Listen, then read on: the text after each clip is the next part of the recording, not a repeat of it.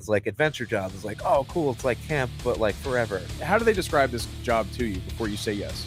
It was weird. I wasn't really listening when he was telling me. I'm like, I know I'm going. I love that fucking And answer he so much. knew I was like, I thought it was a boarding school. Right.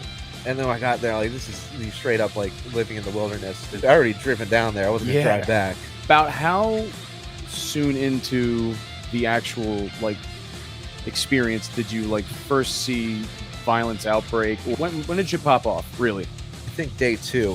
What kind of experience did you already have? What kind of resume did you put together to get hired for a job like I this? felt like I had a pretty good resume leading up to it, but I think he would have hired me like no matter what. Right. He was more curious about how fucking hard he could work. He's like, oh, you can dig holes. Sick, He's dude. looking at you like a mule. Yeah, you're basically jail outside. I missed the wilderness though. I'm not gonna lie, I missed a lot.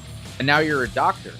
No, I wish it'd be cool. No, I'm just I'm just a standard therapist. That's fine. So let's talk prescription pads. We're just gonna dump over anything you say that we don't like anyway. So go. Anything with a din at the end of it, I'll take. I'm gonna get my professional license. So I'm an LAC. I'm gonna get my LPC. So sorry, I don't know the difference.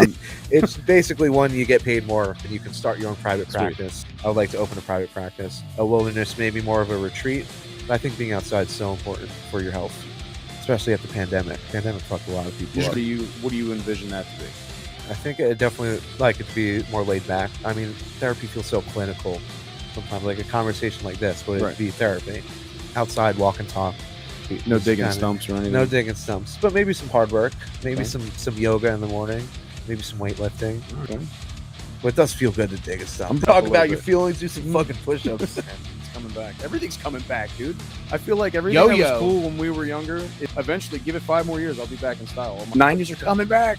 If you could take anything from the book and apply it towards what's been driving you lately, like between writing this and here, what's been the biggest drive that connect those two? That's a great question. I practiced that one in the mirror this morning. Go on. That was a good one. I think it was just a super ambitious thing and a risky thing, and it felt really brave in my mind. And then to tell the story, I kind of wish I can live my life where like, oh, you know, it'd be cool if I can make something that would turn into a story. So, and then you die with all these cool stories, and that's it. It's like you forced an adversity upon yourself. You saw yourself at like a standstill in growth, and you forced the growth. That's a good way to put it. It's kind of awesome. Forcing the growth. Yeah. Because you don't grow when you're not outside your comfort zone. Right. No. If you're too comfortable, you're not learning anything. Right? As salespeople, like we're in uncomfortable situations all the time. So I'm not like you. Well, yeah, I'm built different. You built different. When you're in front of different people and you're constantly told no, or you're met. You with build a resilience. You built this like almost mindset of there's nothing you can do to hurt my feelings at this point. It took me 10 years to probably get a year's worth of, digging up stumps and shit. 10 years of verbal interaction with people equals 1 year of stumps. It's a lot of no. It's a lot of people don't like you for no reason. That part of my life is more like fuel to do what I want better.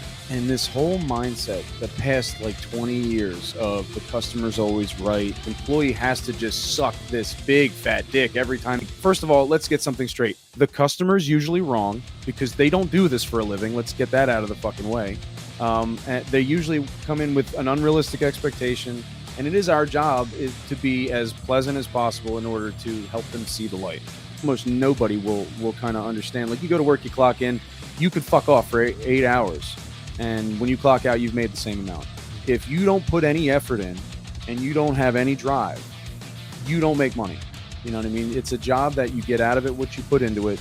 And if you put nothing into it, you get nothing out of it.